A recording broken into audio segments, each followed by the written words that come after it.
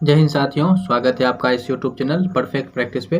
तो आज के इस वीडियो में हम जो है स्टैटिक जीके का क्वेश्चन बैंक सेट नंबर 170 जो है यानी 170वां जो है सेट करने वाले हैं। तो चलिए इसको शुरुआत करते हैं। चैनल पे यदि आप नए आए हैं तो आप सब्सक्राइब करके जो है बेल आइकन ऑन कर लीजिएगा। ये बहुत ही शानदार क्लास होने वाला है, तो वीडियो को आप पूरा देखें। साथ ही जो है चैनल पे नए आए हैं तो आप सब्सक्राइब करके बेल आइकन ऑन कर लीजिएगा और हमें कमेंट करके आप अपना सुझाव हमें बता सकते हैं।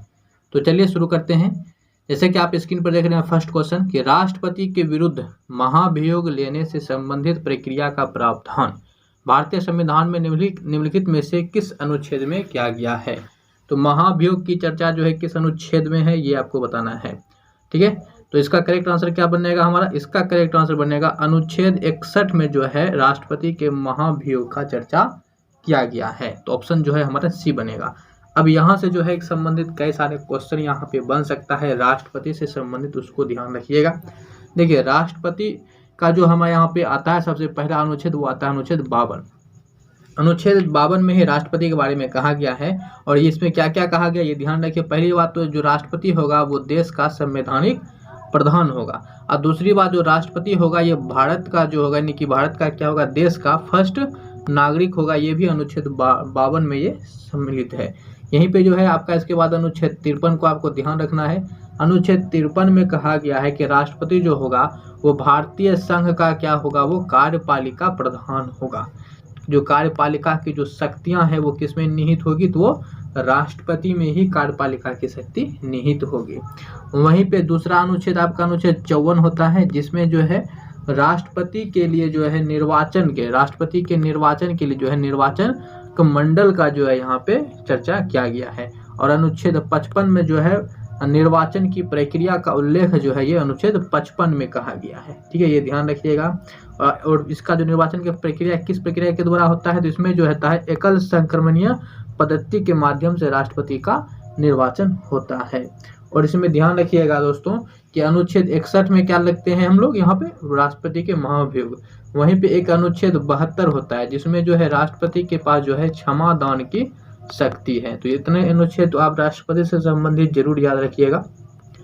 चलिए आगे बढ़ते हैं। महात्मा गांधी ने भारत छोड़ो आंदोलन निम्नलिखित में से किस तिथि को प्रारंभ किया था? तो ये कब किया था? यह 8 अगस्त 1942 को किया था भारत छोड़ो आंदोलन। भारत छोड़ो आंदोलन को जो है ध्यान रखिएगा अगस्त आंदोलन के नाम से भी जाना जाता है। इसी आंदोलन में जो है महात्मा गांधी ने जो है करो या मरो का नारा दिया था। ठीक है, करो या मरो का नारा जो है इसी आंदोलन में महात्मा गांधी के द्वारा दिया गया था। नेक्स्ट क्वेश्चन देखिए, मेगास्थनीज के अनुसार चंद्रगुप्त मौर्य के शासनकाल में समाज देश जातियों में विभाजित था। तो कितने भागों में ये विभाजित था? तो ये जो था आपका 7 भागों में विभाजित था, यानी ऑप्शन जो है डी बन जाएगा।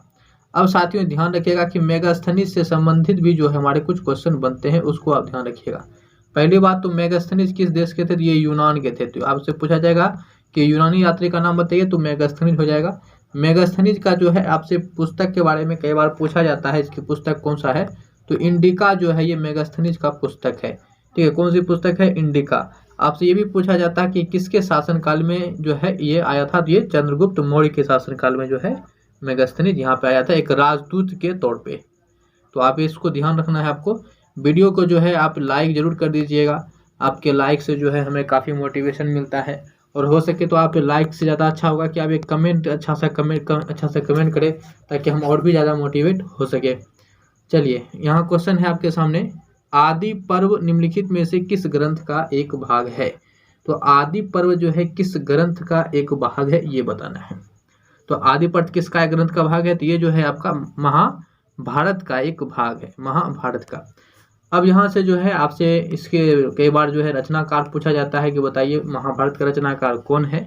तो याद रखिएगा जो वेद व्यास है, तो वेद व्यास जो है यहाँ के इसके महाभारत के रचनाकार हैं। जबकि रामायण का जो रचनाकार है वो कौन है? तो वो है आपके वाल्मीकि जी। कौन है? वाल्मीकि।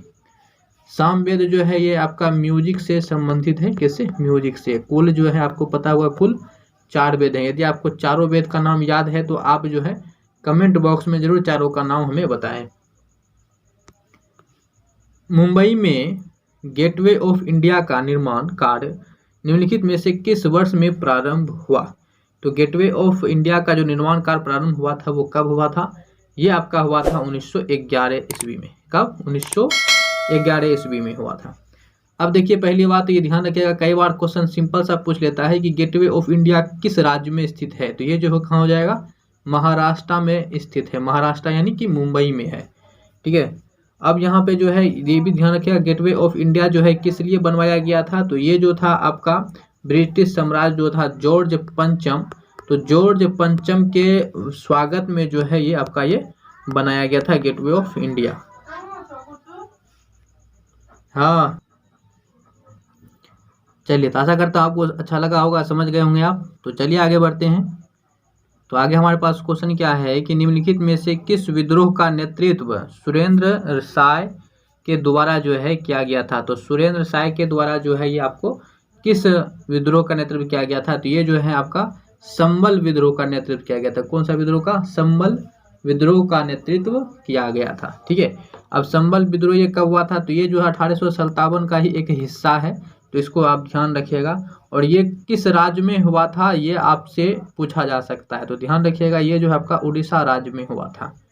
वहीं दूसरा जो है आपका ये आपका मुंडा विद्रोह है। तो मुंडा विद्रोह जो है आपका बिरसा मुंडा के नेतृत्व में किया गया था। ये भी आपसे पूछा जा सकता है कि किस राज्य में किया गया था। तो ये जो आपका मुंडा विद्रोह किया गया था ये आपका झारखंड राज्य में किया गया था। किस राज्य में? झारखंड राज्य में। चलिए आगे बढ़ते हैं। भारत में औपनिवेशिक शासनकाल में लॉर्ड मैकाले द्वारा निम्नलिखित में से किस क्षेत्र के लिए अधोमुखी निस्पंदन दृष्टिकोण का समर्थन किया गया था। तो किसका किया गया था? ये जो है आपका शिक्षा का किया गया था। तो शिक्षा इसका करेक्ट आंसर बन जाएगा, यानी ऑप्शन डी जो है इसका करेक्ट बनेगा।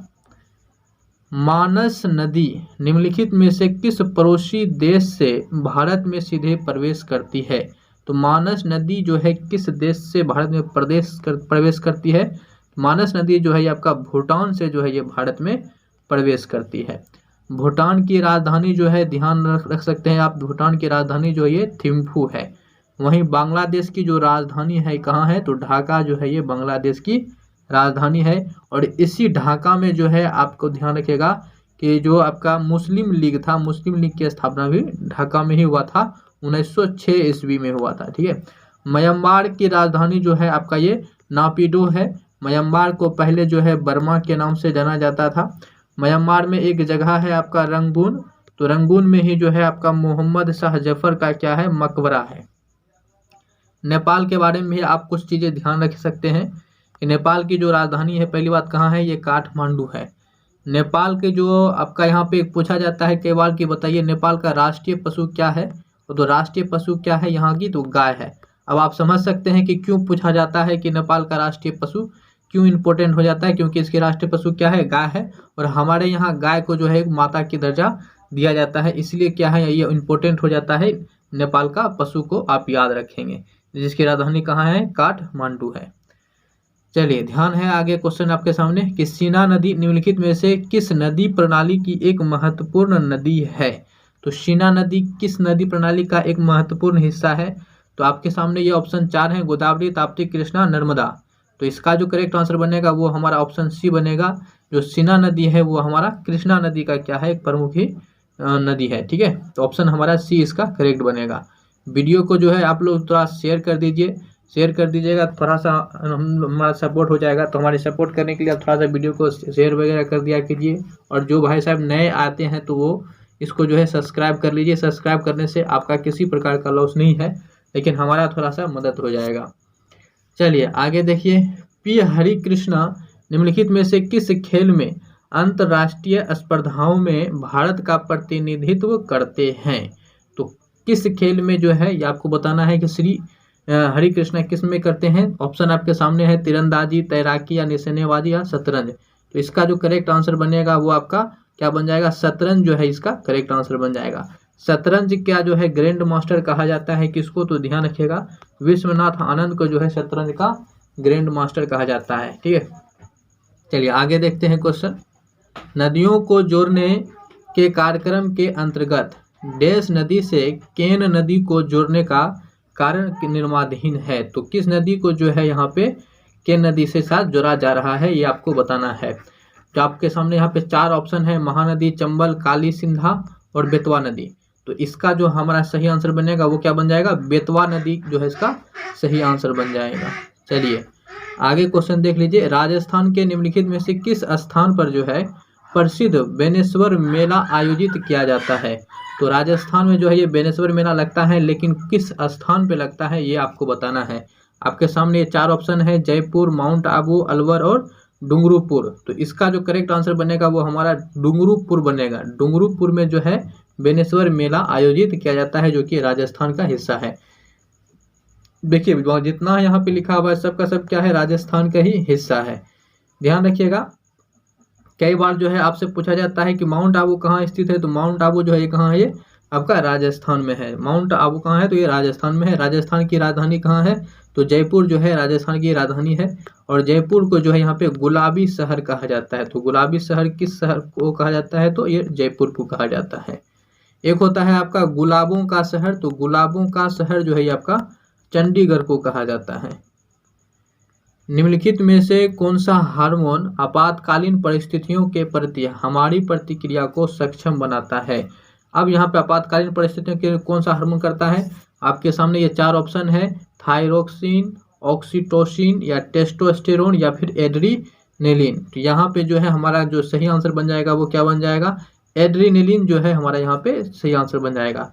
एड्रीनेलिन को जो है इमरजेंसी हार्मोन कहा जाता है। साथ में इसमें लरो उरो हार्मोन भी जो है इस एड्रीनिन हार्मोन को ही कहा जाता है। ठीक है, ये ध्यान रखिएगा। टेस्टोस्टेरोन जो है ये आपका नर जनन तंत्र का हार्मोन है। नर जनन तंत्र से संबंधित जो है ये आपका हार्मोन हो जाता है, इसको आप ध्यान रखिएगा। और आगे बढ़ते हैं, क्वेश्चन आपके सामने है कि कावेरी नदी का बेसिन निम्नलिखित में से किस राज्य तक जो है नहीं फैला हुआ है। तो कावेरी नदी का बेसिन कहाँ तक फैला हुआ है ये आपको पता रहता तो समझ में आ जाता। ठीक है, देखिए कावेरी नदी का जो बेसिन फैला रहता है किस किस राज्य में फैला हुआ रहता है, तो तमिलनाडु में भी फैला हुआ है, कर्नाटक में भी है और केरल में भी है। तो हमारा जो यहाँ पे सही आंसर बनेगा वो आंध्र प्रदेश इसका सही बनेगा, कि कावेरी नदी का बेसिन जो है वो आंध्र प्रदेश से होकर नहीं गुजरता है। चलिए नेक्स्ट क्वेश्चन है कि निम्नलिखित में से कौन भारत के संविधान सभा में मौलिक अधिकारों की उप समिति के अध्यक्ष थे। ध्यान रखिएगा, उप समिति का जो है अध्यक्ष आपसे पूछा गया है। तो आपके सामने ये 4 ऑप्शन है, वल्लभ भाई पटेल या के.एम. मुंशी या जे.बी. कृपलानी या अब्दुल कलाम आज़ाद। तो इसका जो हमारा सही आंसर बन जाएगा क्या, ऑप्शन सी, यानी कि जे.बी. कृपलानी जो है इसका करेक्ट आंसर बनेगा। ठीक है, ये ध्यान रखिएगा। वल्लभ भाई पटेल को जो है यहाँ पे आपको पता होगा कि इसको सरदार वल्लभ भाई पटेल कहा जाता है। ये सरदार की उपाधि जो है इसको किसने दिया था, तो जो बरदोली की महिला थी, तो आपको पता होगा बरदोली सत्याग्रह हुआ था, तो बरदोली की जो महिला थी उसी के द्वारा जो है इसको सरदार की उपाधि दिया गया था। मध्यकाल में निम्नलिखित में से किस देश से अब्दुल रज्जाक भारत आया था। तो अब्दुल रज्जाक जो है किस देश के थे ये आपको सिंपली बताना है। तो अब्दुल रज्जाक जो है ये किस देश से संबंध रखते थे, ये फारस के थे। कहाँ के, फारस के, यानी ऑप्शन जो है ये हमारा डी बन जाएगा। मोरक्को से आपको ध्यान होगा कि मोरक्को से कौन है, तो इब्न बतूता जो है ये आपका मोरक्को के थे। इब्न बतूता जो है यहाँ पे इसका पुस्तक कौन सा था, तो रेहला नामक जो है पुस्तक जो है ये इब्न बतूता के द्वारा ही लिखा गया था। इब्न बतूता के द्वारा लिखा गया था। और ये किसके शासनकाल में आया था, तो मोहम्मद बिन तुगलक के शासनकाल में आया था। यदि आप जो है इसके पहले जो है 160 ला नहीं देखे हैं पूरा अच्छा से, तो उसको एक बार जाके देखिए। वहाँ पे जो है हमने यहाँ पे बहुत ही अच्छा से इब्न बतूता और मोहम्मद बिन तुगलक के बारे में कवर किया है। हैल-पुन्हा नामक जनजाति पर पारंपरिक रूप से निम्नलिखित में से किस राज्य से ये संबंधित है। तो हैल-पुन्हा जो आपका जनजाति है किस राज्य से संबंध रखता है ये आपको बताना है। आपके सामने ऑप्शन है पुदुचेरी, झारखंड, असम और राजस्थान। तो इसका जो हमारा सही आंसर बनेगा वो क्या बनेगा, झारखंड बनेगा। झारखंड की जो राजधानी है वो आपको पता होना चाहिए, इसकी राजधानी कहाँ है, तो रांची जो है इसकी राजधानी है। ठीक है, 2000 ईस्वी में जो है ये आपका जो है ये बिहार से जो है झारखंड क्या हो गया था, अलग हो गया था। अभी तुरंत आपको बताएं कि झारखंड से ही एक विद्रोह हुआ था। उस कौन सा विद्रोह, तो मुंडा विद्रोह हुआ था, जो कि बिरसा मुंडा के द्वारा जो है ये नेतृत्व में किया गया था। चलिए नेक्स्ट क्वेश्चन देखते हैं। दिवासो नामक जनजाति पर्व पारंपरिक रूप से निम्नलिखित में से किस राज्य से ये संबंधित है। तो दिवासो नामक जनजाति पर्व पारंपरिक रूप से किस राज्य से ये संबंधित है, ये आपको बताना है। आपके सामने 4 ऑप्शन है, ओडिशा, मिजोरम, केरल और गुजरात। तो इसका सही आंसर क्या बनेगा? इसका हमारा सही आंसर बनेगा गुजरात जो है, इसका सही आंसर बनेगा गुजरात। गुजरात की राजधानी जो है ये कहाँ है? तो गांधीनगर है। ध्यान रखिएगा, गुजरात की सबसे बड़ी शहर जो है वो आपका अहमदाबाद है। गुजरात में ही जो है 1025 ईस्वी में जो है आपको याद होगा कि सोमनाथ मंदिर को जो है ये गुजरात में लूटा गया था। किसके द्वारा लूटा गया था? तो महमूद गजनवी के द्वारा जो है ये मंदिर को लूटा गया था। ध्यान रखिएगा दोस्तों कि गुजरात में ही जो है आपका जो महात्मा गांधी है, इनका जो है जन्म हुआ था। ठीक है, कब हुआ था? तो 2 अक्टूबर जो है 1869 ईस्वी को इसका जन्म हुआ था, पोरबंदर नामक जगह पे। और 2 अक्टूबर को ध्यान रखिएगा कौन सा दिवस मनाया जाता है? गांधी जयंती के साथ साथ जो है यहाँ पे हम 2 अक्टूबर को अहिंसा दिवस भी मनाते हैं। चलिए आगे देखिए क्वेश्चन। सुरभिपुरीय सोमवंशी नामक राजवंश ने देश में शासन किया। तो सुरभिपुरीय जो और सोमवंशी नामक राजवंश ने किस राज्य में इन्होंने शासन किया, ये बताना है। 4 ऑप्शन है, त्रिपुरा, गुजरात, केरल और छत्तीसगढ़। तो इसका हमारा करेक्ट आंसर क्या बनेगा? छत्तीसगढ़ जो है इसका हमारा सही आंसर बनेगा। छत्तीसगढ़ की जो राजधानी है आपको पता होगा, इसकी राजधानी कहाँ है? तो रायपुर जो है इसकी राजधानी है। कहाँ हो जाएगा? रायपुर। तो दोस्तों इस वीडियो में जो है इतना ही। आशा करता हूँ ये वीडियो जो है आपको अच्छा लगा होगा और हमारे प्रयास को आप लाइक जरूर करेंगे और एक अच्छा सा आप कमेंट जरूर करेंगे। यदि आपके मन में कोई डाउट भी रह गया हो किसी क्वेश्चन में तो वो भी हमें जो है पूछ सकते हैं, हम जरूर उसका रिप्लाई देंगे। आप जो है इस वीडियो को लाइक शेयर सब्सक्राइब कर दीजिएगा, अपने दोस्तों के साथ इसे शेयर जरूर कीजिएगा। मिलते हैं अगली वीडियो में, तब तक के लिए जय हिंद, बाय बाय।